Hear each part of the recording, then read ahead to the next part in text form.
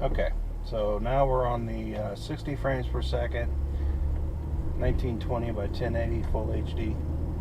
We're going to see how this looks.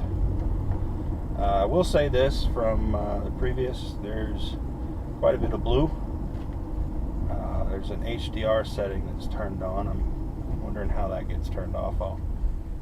I looked through the manual and did not see how, but you know, whatever.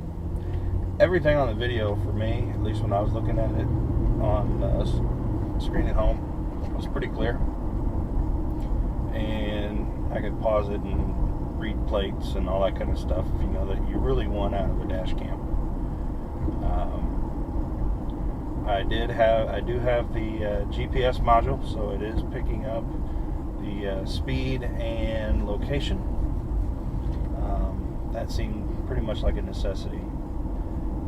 My whole reason for getting this is an incident last week where some lady brake checked me 3 times. She was going 20 miles an hour in a 45.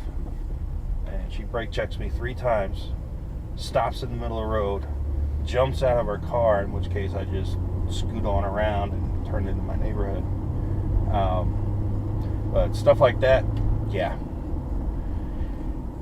I could tell she was looking for some insurance money. I mean, you don't brake check unless you're just being a dick, or in this case, a cunt.